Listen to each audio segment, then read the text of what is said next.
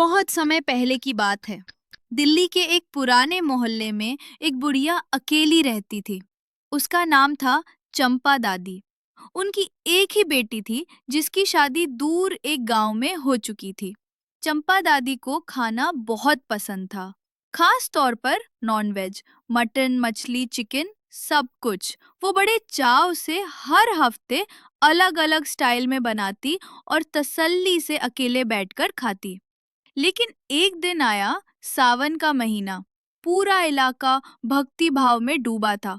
सब हरा पहन रहे थे, मंदिरों में भीड़ थी और सबसे जरूरी बात, सावन में मांसाहार नहीं किया जाता क्योंकि ये भगवान शिव का महीना होता है। चंपा दादी बहुत परेशान हो गई। अब एक महीने तक सिर्फ लौकी, तोरई, टिंडा। वो बोली, अरे नहीं, इससे तो मेरी सेहत ही गिर जाएगी। तब उन्हें एक तरकीब सूझी, क्यों ना बेटी के घर चली जाऊं। वो तो रोज नए नए व्यंजन बनाती है, वही खाऊंगी, कम से कम मन तो बहलेगा। पर बेटी का घर जंगल पार करके ही आता था। जंगल की हलचल, उधर जंगल में जानवरों के बीच चर्चा हो रही थी। सावन आ गया है, अब कोई हमें नहीं खाएगा।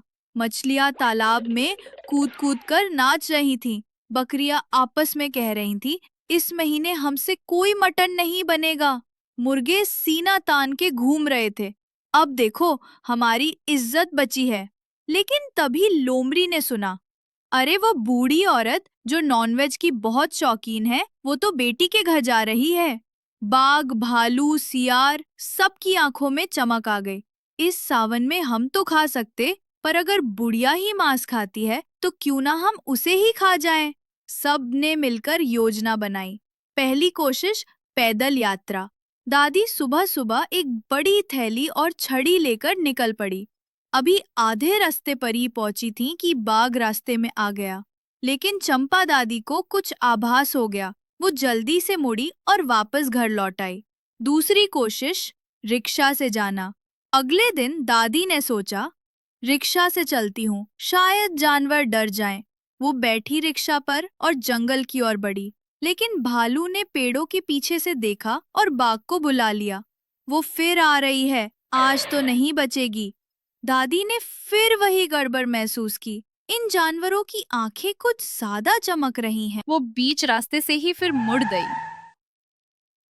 तीसरी कोशिश, कद्दू की चाल। अब दादी परेशान थी। अब मैं रोज घास फूस तो नहीं खा सकती, कुछ तो करना पड़ेगा।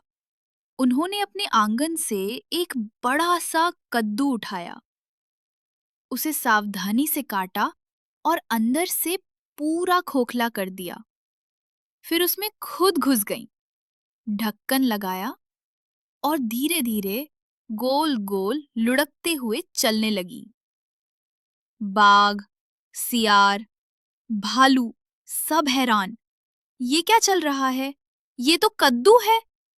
लोमड़ी को कुछ शक हुआ, अरे कद्दू अपने आप कैसे चल सकता है? तभी अंदर से बुढ़िया की आवाज आई, चल रे कद्दू, तू चल रे कद्दू। अब लोमड़ी और चौंकी, ये कद्दू बोल भी रहा है। जब तक जानवर कुछ समझते, तब तक दादी फिस फिस करते हुए निकल रही और सीधी अपनी बेटी के घर पहुंची। बेटी ने उन्हें देखकर खुशी से गले लगा लिया। अरे माँ, इतनी दूर से अकेली आई हो? नीला ने अपनी हरी साड़ी पहन रखी थी, माथे पर बिंदी। पूरे घर में सावन का उत्सव चल रहा था। दादी बोली, बेटा, मैं तो बस कुछ स्वादिष्ट खाना चाहती थी, वो भी मटन मछली जैसा कुछ। नीला मुस्कुराई। उसने माँ का हाथ पकड़ा और बोली, माँ, क्या सिर्फ मटन और मछली ही स्वाद होते हैं? सावन का महीना पवित्र होता है। हम हरा पहनते हैं, शुद्ध खाते हैं और भगवान को याद करते हैं। लेकिन इसका मतलब ये नहीं कि खाना फीका हो जाता है। आइए, आज आपको ऐसा शुद्ध शाकाहारी खाना खिलाऊंगी कि आप अपनी मटन की याद भी भूल जाएंगी। वो रसोई में गई और जल्दी जल्दी तड़का लगाने लगी। ताजे हरे धनिये से भरी हुई थाली में परोसा पनीर, मिर्ची मसाला, मलाई कोफ्ता करी, काजू मटर की सब्जी, तंदूरी रोटी, गाजर का हलवा। चंपा दादी ने जब पहला निवाला लिया तो आंखें बंद कर ली। बेटा, ये तो सच में मटन से भी स्वादिष्ट है। नीला हंस पड़ी। दादी ने बेटी से कहा, बेटा, अब मैं मांस मछली नहीं खाऊंगी।